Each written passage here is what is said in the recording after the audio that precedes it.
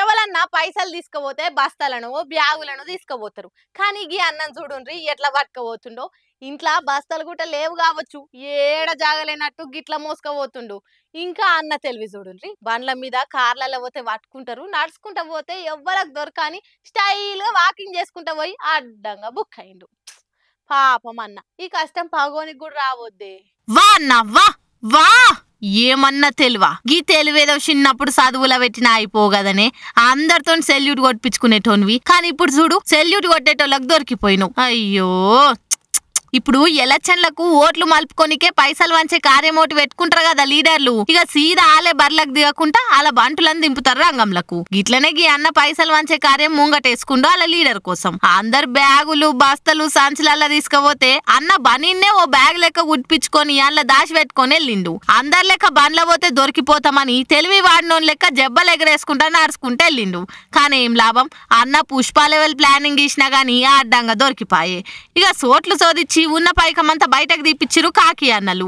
కానీ అన్న బయటకెళ్లిన ముహూర్తము బాలేనట్టుందుల్లా.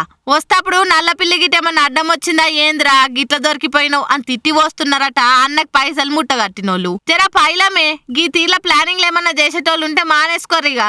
అనవసరంగా కుట్పిచ్చే బనీన్లకు పైసలు దండుగా, అనవసరంగా కుట్పిచ్చే బనీన్లకు పైకం దండుగా. పుష్పాల అల్లు అర్జున్ కూడా గీ లెవెల్ ప్లానింగ్ ఇస్తందుకు ఆలోచన రాకుండొచ్చు అనుకుంటా హెచ్చరిక మారుతున్నారు అన్న పనితనం చూసిన నెటిజన్లు. దేనికైనా ఓ పద్ధతి పాడు అనేటి ఏడుస్తాయి. రేట్లు పెంచుతామంటే సరే, ఓ లెక్క తీర్ల పెంచితే రీత్రీవాయి అంటారు. కానీ మరీ ఘోరం ఉన్నారు కదా వీళ్ళు. 10 రూపాయలకు దొరికే వీటిని 100లని బోర్డు పెట్టి అమ్ముతున్నారు.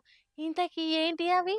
భయ్యా తోడ ప్యాజ్ దాలో అని నిత్తే పానీపూరి బండి కాడ లైన్లు కట్టి మరి తినేటోళ్ళు గీ ముచ్చట చూస్తే మటుకు మూత ఎండ్ల పెట్టుకుని ఏడుస్తారో వాళ్ళకే తెలియదుగా. చిన్న పోరం నుంచి పెద్ద మనిషి దాకా ఊరిచ్చి మూతి కాలంగా కూడా ఉఫ్ఫు ఉఫ్ఫు అని ఊదుకుంటా మస్తు పాయరంగా తింటారు గీ పానీపూరీలను. అవిటి గురించి ఎంత చెప్పినా ఎన్ని గలీజ్ వీడియోలు చూసినా మళ్ళా మాపటికి ఆ బండి కాడనే ప్లేట్ల ఉల్లిగడ్డ లేపించుకొని లైన్ల నిలబడి మరి మన వంతు ఎప్పుడెప్పుడు వస్తుందా అనే ఎదురు చూస్తుంటాం. గట్లుంటది మళ్ళీ పానీపూరి లవర్స్ అంటే. ఇక అవిటి ధర ఎంత ఉంటదంటే రోడ్ పక్క పొంటి బండి కాడ అన్నకు 10 రూపాయలు ఇస్తే అయిపోయి 6 పూరీలు ఇచ్చి ఆఖరికి ఓ స్వీట్ పూరి ఇచ్చి తోలుతాడు. మరీ పెద్ద పెద్ద షాపులు అంటే ఓ 20 30 తీసుకుంటాడు, అంతకు మించి ఉండదు. కానీ ఓ పారికి బోర్డు మీద లుక్ అయ్యుండ్రి కానొస్తుందా 333 రూపాయలు. తిప్పి కొడితే 10 కూడా లేవు. ఇవిటికి 333 రూపాయల అంటారా?